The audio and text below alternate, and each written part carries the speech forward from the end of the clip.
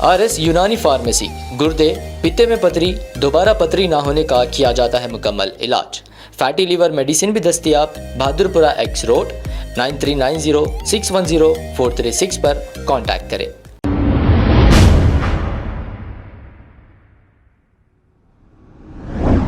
अस्सलाम वालेकुम नाजरीन, 7H न्यूज़ में आपका इस्तकबाल है।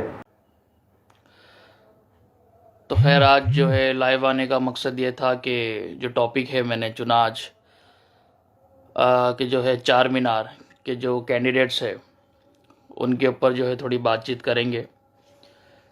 चार मीनार ही क्यों, ओल्ड सिटी में सिर्फ अगर आप ये पूछेंगे तो चार मीनार की एक अपनी तारीख रही, चार मीनार की एक अपनी हिस्ट्री रही है और चार मीनार की शान है।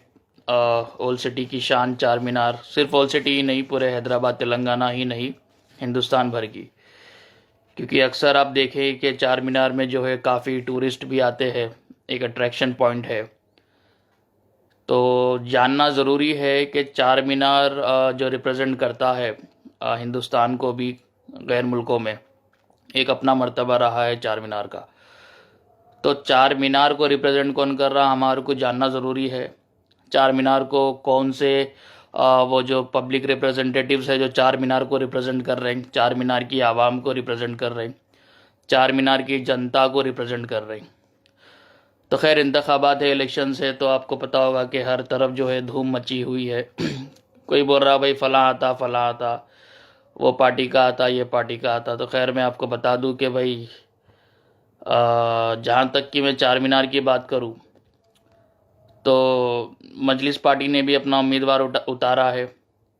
ज़रूरी है उतारना, क्योंकि वो अब से नहीं, बहुत 1962 मैं समझता हूँ 1962 से ही जो है उन्होंने अपना उम्मीदवार जो है एज एन इंडिपेंडेंट मरहूम जो है सलाउद्दीन ओवैसी साहब थे। उसके बाद जो है सिलसिला जारी रहा 1967 के बाद से,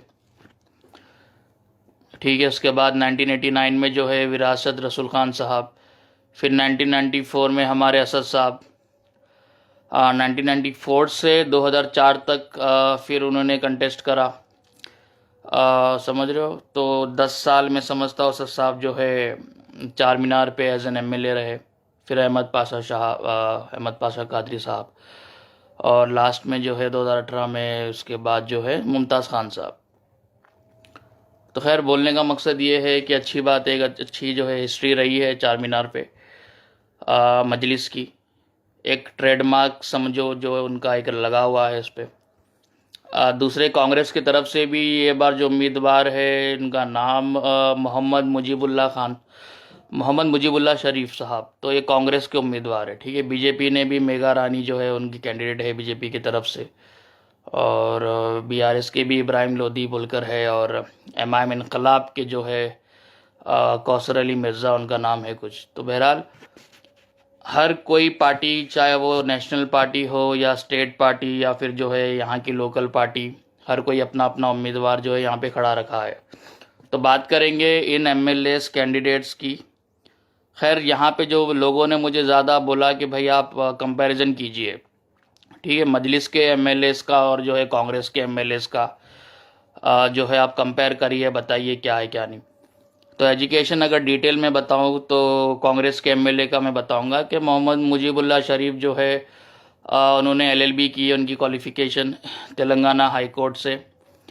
उसके बाद उनका पेशा सोशल वर्कर भी है, वो कंस्ट्रक्शन में भी है, एडवोकेट है, ठीक है। और कांग्रेस पार्टी को जो है वो रिप्रेजेंट करते, कांग्रेस पार्टी के उम्मीदवार है वो, और TPCC सेक्रेटरी भी है उनका डेजिग्नेशन पार्टी में। तो बहरहाल, और दूसरी तरफ मजलिस के इस वक्त जो मैदान में जो उतरे हैं मीर जुल्फ़िकार अली। तो मीर जुल्फ़िकार अली का जो बैकग्राउंड है वो तो खैर काफ़ी लोग जानते हैं, मैं क्या बताऊं। क्वालिफ़िकेशन में बता दूं कि उन्होंने डिक्लेयर करा है एफिडेविट में कि वो इंटरमीडिएट पास है, अच्छी बात है। लेकिन उन पे कुछ सीरियस क्रिमिनल फ्रॉडलेंड वगैरह के भी चार्जेस लगे हैं चार मीनार बैंक के दौर में, कि उन्होंने किसी 3 से 5 करोड़ का कुछ उन्होंने फ्रॉड करा है, घपला करा है। मैं नहीं कह रहा हूँ, टाइम्स ऑफ इंडिया की रिपोर्ट है, CBCID इंक्वायरी हुई है उनके ऊपर, जिसमें वो पाया गया है कि उन्होंने जो है किसी बिल्डिंग के पेपर्स रखा के मॉर्गेज पे जो है पैसे उठाए थे। ठीक है, तो ये जो है हमारे जुल्फ़िकार अली साहब का। जुल्फ़िकार अली साहब के बारे में एक और मैं अच्छी बात ये बता दूं कि 1991 में जुल्फ़िकार अली साहब जो है मेयर रह चुके म्यूनिसिपल कॉरपोरेशन हैदराबाद, जब यूनाइटेड आंध्रा था। तो 1991 से 1995 तक चार साल जो है उन्होंने हैदराबाद के मेयर रह चुके। ठीक है, उसके बाद फिर मीर जुल्फ़िकार अली खान 1999 से जो है 2002 तक का फिर उन्होंने 3 साल मेयर रह चुके हैदराबाद के। तो यानी कि 4 साल फिर एक बार 3 साल, यानी टोटल 7 साल जो है वो मेयर रह चुके हैदराबाद के। तो जब वो 7 साल मेयर रह चुके तो उन्होंने कुछ खास डेवलपमेंट किया नहीं किया, ये सवाल पैदा होता है। क्योंकि मेयर, आप जानिए, मेयर मतलब कोई छोटा मोटा इंसान नहीं होता। जीएचएमसी काउंसिल का वो किंग होता है। मेयर जो होता है, जितने भी कॉरपोरेटर्स होते हैं उसका हेड होता है वो, और मतलब वो मोहताज नहीं होता। मतलब विद इन अ साइन, एक चुटकी बजाते ही रोड़ा डल जाना, मेयर की इतनी पावर्स होती है। तो जब मजलिस के ये जो कैंडिडेट है जुल्फ़िकार अली खान, जुल्फ़िकार अली साहब, तो जुल्फ़िकार अली साहब जब मेयर रह चुके हैं, एक बार 4 साल के लिए, एक बार 3 साल के लिए, तो उन्होंने ऐसा कौन सा डेवलपमेंट का काम करा? अगर किसी को पता है तो ज़रूर बताएं मुझे, क्योंकि हमें तो दिख नहीं रहा।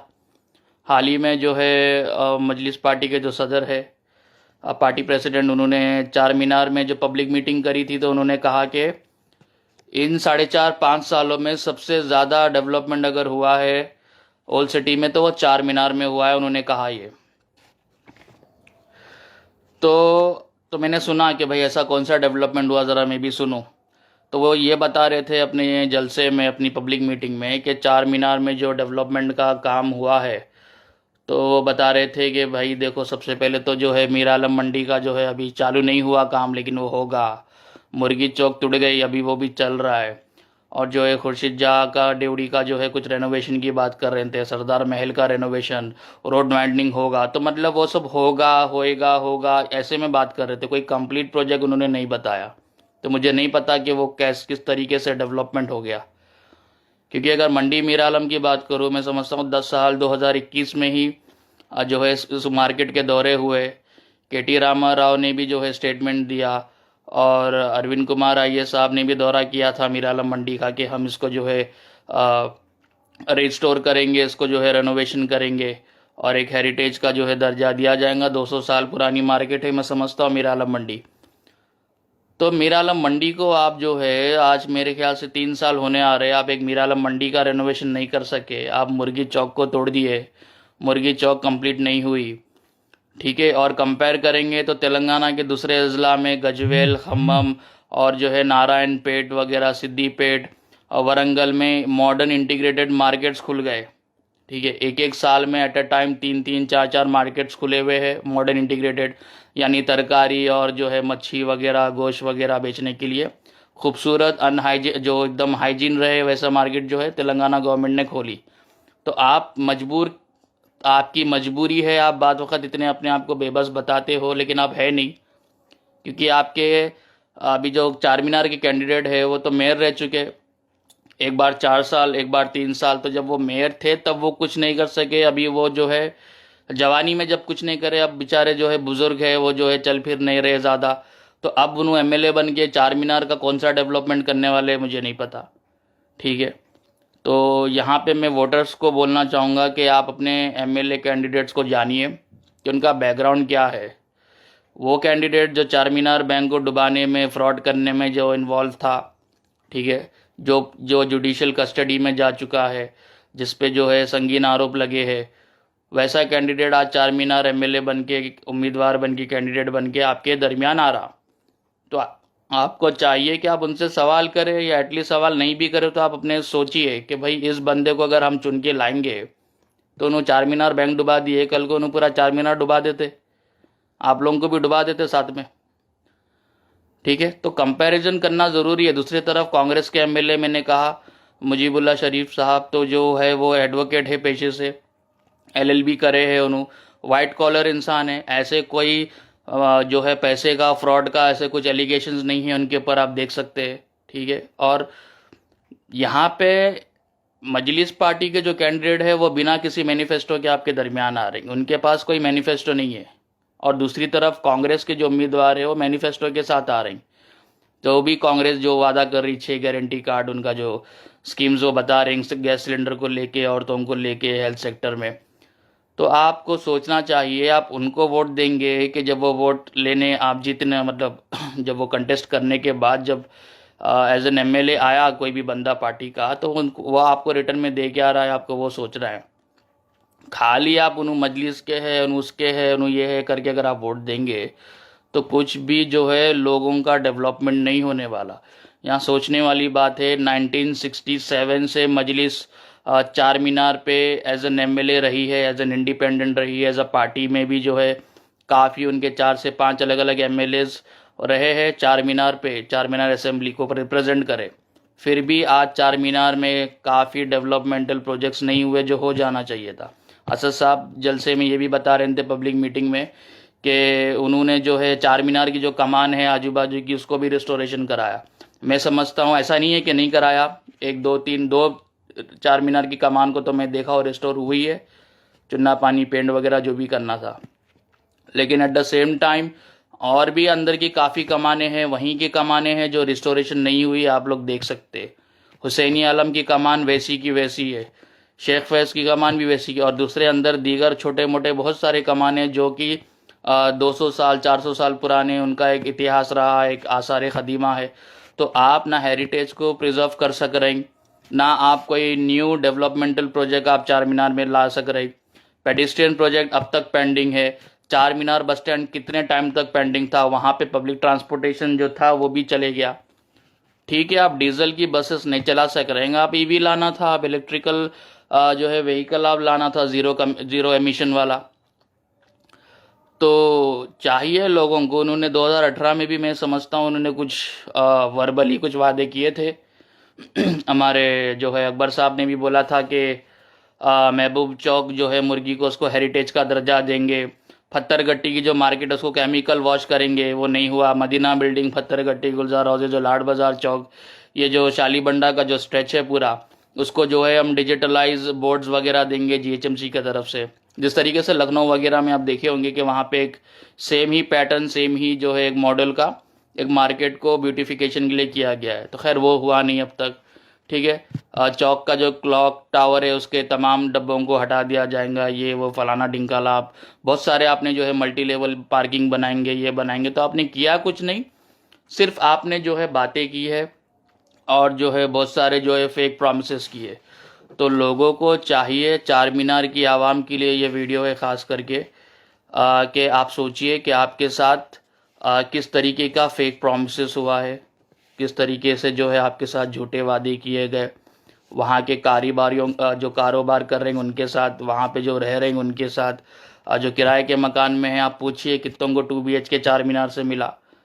चार मीनार असेंबली कॉन्स्टिट्यूंसी में 2 BHK कितने लोगों को अलॉट हुआ, कितने लोगों को जो है स्टेट गवर्नमेंट की कितनी स्कीम्स अलग अलग चार मीनार में मिली है। ठीक है, तो यहाँ चाहिए लोगों को कि भाई वो कंपेयर करें, वोट का अपने सही इस्तेमाल करें। देखिए 1967 से आप मजलिस को जिताते आए, आप मजलिस का उम्मीदवार चार मीनार में अपने सरों पे बिठाए, बट 1967 से 2023 तक का 18 तक का जो भी मजलिस के अलग अलग उम्मीदवार रहे, उनसे आपको क्या फ़ायदा हुआ, क्या डिफरेंस आपको दिखा? कुछ भी डिफरेंस आपको नहीं दिखा। अगर ऐसा महसूस हो रहा है कुछ तरक्की याफ्ता काम चार मीनार में नहीं हुए, 5 साल में एक बार सीसी रोड, VDCC रोड डालने को तरक्की आप डेवलपमेंट नहीं बोलते, वो मैंने आपको बहुत बार बताया हूँ। तो ज़रूरी है आप किसी नए उम्मीदवार को, जो कोई नेशनल पार्टी से बिलोंग करता है, ठीक है, वैसे उम्मीदवार को आप चुनिए, एक मौका आप दीजिए कांग्रेस के जो उम्मीदवार है मुजीबुल्लाह शरीफ साहब को, कि वो जो है आपके दरमियान आ रहे हैं, वो कैनवसिंग हो रहा है, आप देख रहे होंगे। ठीक है, बट जब तक आप चेंज नहीं चाहोगे, चेंज नहीं होने वाला। बीइंग अ वोटर आपको चाहिए कि आप जो है चेंज की तरफ एक पहल करें, एक जो है आपका रुझान उस तरफ आप ज़रा देखिए कि वो साहब क्या बोल रहे हैं, वो साहब कौन सा मैनिफेस्टो लेके आए। वो कांग्रेस का मैनिफेस्टो लेके आ रहे हैं, तो वो मैनिफेस्टो में क्या क्या चीज़ वो आपको देने वाले। तो आप उस चीज़ों में जो है थोड़ा तवज्जो डालिए। इस बार जो है चार मीनार के वो हर वोटर्स को, चाहे वो हिंदू मुस्लिम और जो हमारे सिख भाइयाँ हैं, ईसाई भाइयाँ हैं, काफ़ी जो है मारवाड़ीज़ है, जैन अपने सिख कम्युनिटीज़ भी है, बोहरा कम्युनिटीज़ है। तो मैं भी यही पूछना चाहूँगा कि बोहरा कम्युनिटीज़ को मजलिस पार्टी से आपको क्या फ़ायदा हुआ, आपकी पर्टिकुलर कम्युनिटी के लिए उन्होंने क्या जो है अपलिफ्टमेंट के लिए जो है आपके जो भी आपकी रिक्वायरमेंट्स होंगी उसके लिए कुछ ख़ास तवज्जो दी है या नहीं दी है, आप सोचिए ये बात को। तो खैर आज का वीडियो लाइव आने का मौजू यही था। कुछ एग्जांपल्स जो मैंने दिया हूँ सीधा सीधा कि आप कंपेयर करिए। मजलिस पार्टी को आपने काफ़ी चुना, 1967 से वो चार मीनार असेंबली में रहे, ठीक है, 2018 2023 तक भी। अब आगे आपको चाहिए कि आप किसी नए को जो है सिलेक्ट करें, नए को इलेक्ट करें, ठीक है, उसको आप 5 साल एक मौका दीजिए। जब आप मजलिस पार्टी को 60 साल 40 साल से मौका दिए और कुछ चेंज नहीं दिख रहा, तो आप एक 5 साल दे दो, ऐसा कौन सी क़यामत आ जाती क्या? ठीक है, दूसरे सीटों पे होंगे मजलिस, दूसरी जगहों पे होंगे, लेकिन जो है ये जो सिलेक्टेड सीटां हैं उस पर आप एक बार दीजिए दूसरों को मौका। हमारे मुजीबुल्लाह साहब को मौका दीजिए कांग्रेस के, देखिए फिर वो क्या बदलाव लाते क्या नहीं लाते। अब आपको गुर्दे में और पित्ते में पथरी यानी किडनी स्टोन या गैल ब्लैडर स्टोन होने पर नहीं है घबराने की ज़रूरत। शहर हैदराबाद में सालों से इस इलाज के लिए ख़ानदानी सिलसिले से चला आ रहा है भरोसेमंद नाम RS यूनानी फार्मेसी, जहां पर ख़ास तौर पर पित्ते में मौजूद पथरी और दोबारा पथरी ना होने का किया जाता है मुकम्मल इलाज। आपको इस दर्द से हमेशा के लिए मिल जाएगा छुटकारा। No side effects, no operation, तशख़ीस करते हुए दवाएं की जाती है फराहम। तो देर ना करें, जल्द ही तशरीफ़ लाए RS यूनानी pharmacy, Bahadurpura X road, opposite Canara bank, Hyderabad.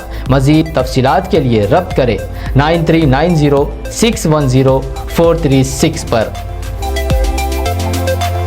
खबर है शहर की, खबर है गाँव की, खबर है सारी दुनिया की। 7H न्यूज पसंद आए तो लाइक कीजिए, शेयर कीजिए और सब्सक्राइब करना ना भूलें। 7H news.